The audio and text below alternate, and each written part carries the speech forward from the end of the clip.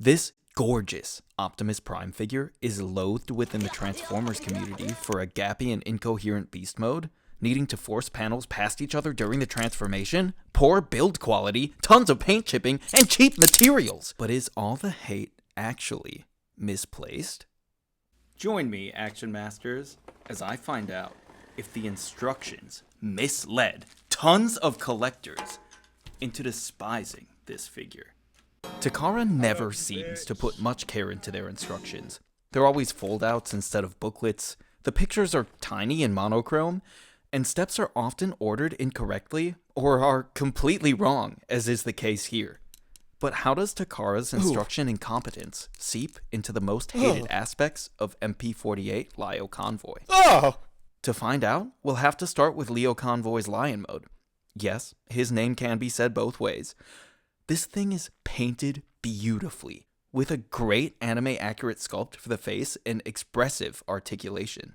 Although restricted in some areas such as the lion's mouth, the articulation here may in fact lead to one of the most posable masterpiece beast modes, only overshadowed by Rat Trap. While the neck itself is limited, the mane has enough pivot points to look natural as it hinges out of the way in any position you can jerry-rig the head into. The legs provide enough maneuverability and a little too much solidity due to the paint buildup in the joints to stabilize Convoy in many stances. Takara really seems to struggle with consistent ratchets though. I also found myself wishing he had more backwards movement at the front shoulders. Until I realized Takara's genius! The cleverly toleranced weaker hinge of the double-jointed robot mode elbow allows for some backward movement here. Though it would have been that much better seeing something similar implemented to Leo's hind legs, letting them compress a bit more. Despite that, he can look elegant and purposeful when making use of all of these joints, but even a good pose can't distract from how unfinished the LYIN mode looks. Is it just me, or is Takara's horny design process evident here? Not even flipping out cleverly hidden weapons and porting in any of the array of blast effects distracts us from the red and blue robot junk hiding under the white facade. But here's why I think that was intentional.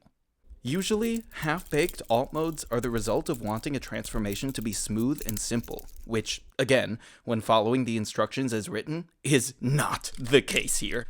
However, since Takara has been no stranger to mistakes in their instructions before, they've even had to include last-minute additions to select releases to avoid breakages, it's no wonder they completely neglected a secret aspect of the figure. Oh, I like you, pussycat. LYIN Convoy has a secret mode. Yes. This makes so much more sense. All the gaps and inorganic parts of the lion body meld together with this robotic head to recreate the first second of the transformation in the anime as its animalistic features glaze over and harden into a metallic sheen. Now we not only have a reference to the anime, but a cohesive-looking robotic lion with just as much expressiveness. Well, like if I had a face like that, I'd moan too.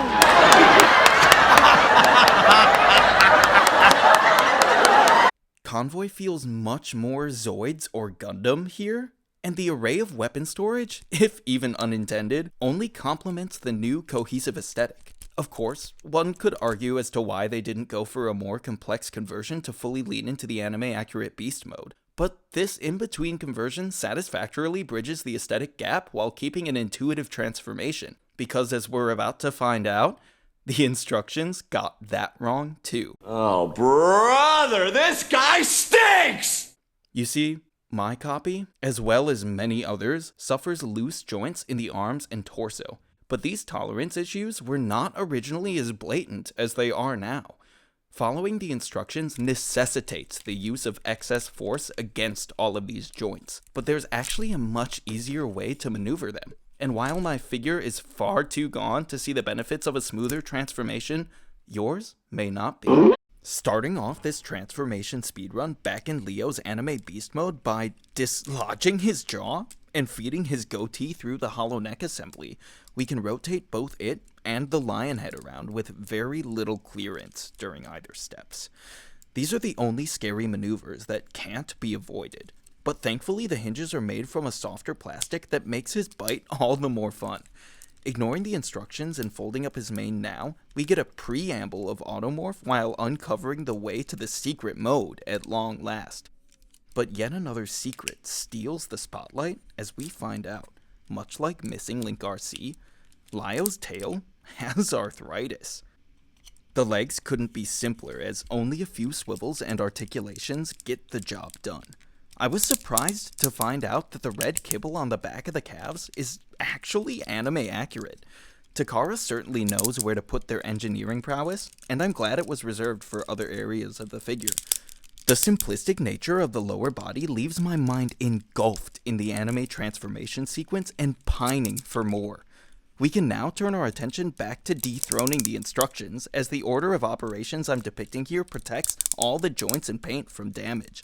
Using the robot mode elbows to wiggle the arms out helps immensely to alleviate the amount of force needed to dislodge them from the LYIN torso, and as some of these swivels are screwed in, they can be tightened if they've already loosened due to following the poor instructions. With the arms momentarily left to the side, we can pull Convoy's chest out before unlocking it to protect that beautiful head sculpt from any chipping. Now, a delicate dance begins. The lion head swings over the top of the body as we ignore the instructions once more and ensure the arm armature is extended so as to clear the shoulder pauldron and its hinge. Equally tricky, yet beautiful when mastered, the arms fold up and around on a series of cleverly intertwined joints, all while taking care to clear the lion arms around Convoy's transforming frame. The fists only need unraveling, as they should not be rotated for beast mode, unlike a certain document would lead you to believe. Then the head can be hinged up through the body and careened around the lion head, making way for the lion hindquarters to rock up, swing left, and seat over the left arm in an absolutely crazy displacement of alt mode kibble. Lastly, the torso hinges down first, letting the side panels clear the waist with ease in such a simple final deviation from the instructions, thus making way for the chest plate to effortlessly automorph the abs as the coup de grace to this symphony of intuitive engineering and anime homages. I am in love. But I might actually be more in love with the figure now that I've realized that you can rotate the hands in beast mode for a more compact look and less paint chipping on the robot chest. You just have to ignore the instructions in a different way and rotate hinges simultaneously. Before you, Leo Convoy stands meticulously accurate to the anime. I adore how he wears the lion on his shoulders. The design of this character is genius, and MP48 really does it justice. He just looks so unique and almost knightly, standing stoic. But oh man, can he pose! Convoy's head is basically perfect, and the ludicrous amount of hinges leading to the lion's shoulder pauldrons and lack of any other kibble. Like snorting Scooby Snacks was a good idea, Scoob. Seriously guys, what are we doing here? Really lets you get experimental when using his joints to their fullest potential. All the ratchet joints make for a satisfying time putting him through poses, but the few friction swivels have loosened dramatically after yanking on them at the instructions orders. The clever double-jointed elbow remains intact, but for some reason the wrist can't move beyond 30 degrees in either direction before bumping into the lion's mane. Again, the instructions completely gloss over the fact that the forearm panels need to be extended to make use of the wrist's full range. Thankfully, the wrist flex doesn't share this limitation. The waist's only crime is a high-pitched squeak, as both it and the ab crunch have a great range and are phenomenally sculpted. The hips go above and beyond, utilizing the anime model's lack of hip skirts to its full potential. And there's not only the swivel from the transformation, but a completely new one revealed for bot mode. The knees are a similarly satisfying affair to the elbows, and though a bit stiff, the strong ankle joints offer a great range. I just wish I could say the same for the overly tight and limited ankle rockers. Bruh. Combine his superhuman flexibility with a new arsenal of hidden weapons, these boosters automorph into place and it blows my fucking mind. And I present to you one badass motherfucking bot. Clearly, it's here that this figure shines.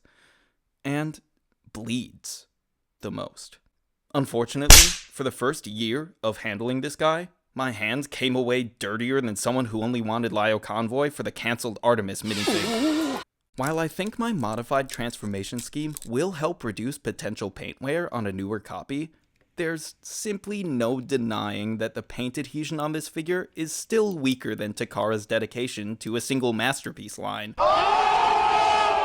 It seems to suffer the same fate as other matte finishes, like that of MP32 Optimus Primal and MP34 Cheetor. Something else present here in robot mode that Takara seems to consistently struggle with is ratchet joint construction. Lyos are tight and meticulously well toleranced, but are either squeaky from the surrounding plastic constricting the gears, or have an annoying amount of play when the gear housing is too loose.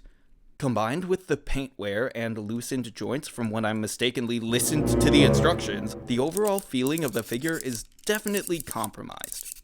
But that doesn't mean this figure is made from bad materials. I think many collectors confuse build and material, in which Leo Convoy actually excels despite the minor ratchet inconsistencies, for tactile, in-hand feel. These are two different metrics, and I'll prove it. I've developed a sort of scale that defines the feel that we as collectors gravitate towards in our action figures. At one extreme, you have a more delicate, complex, and finely constructed playable toy like a Gunpla model kit. On the other side of the spectrum, chew toy. Durable, cheap, made for rough play. In the exact center sits the die-cast model car. Sturdy, pretty, but not as playable. Our Transformer analogs are as follows: knockoffs, fans toys, and Leo Convoy here. Of course, the scale isn't binary and you can fill in the gaps accordingly. I find that Takara usually sits here, or analogous to a Hot Toys. So you see, none of these figures are inherently better or worse than any other. It's all about collector preference. I tend to prefer the more refined and complex, delicate, but playable figures to your chew toys and statuesque model cars, which explains my affinity for Takara MP products. But I also very much enjoy the MPM line for its perfected 2011 leader class feel, which I think sits much closer to your Marvel Legends.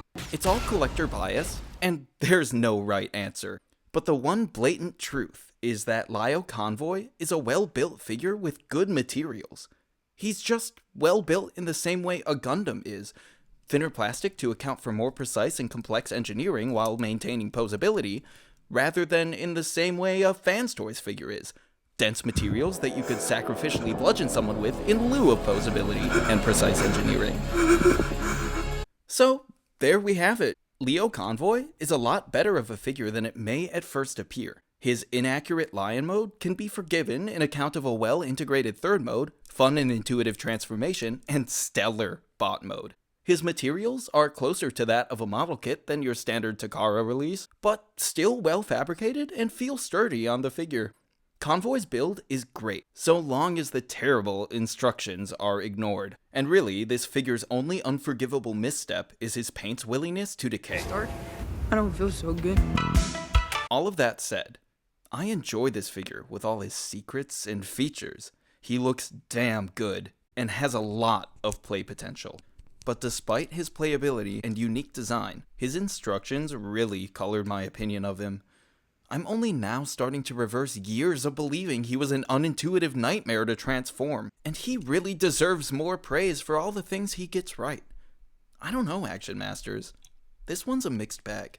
But one thing's certain. If you get him, throw out those instructions.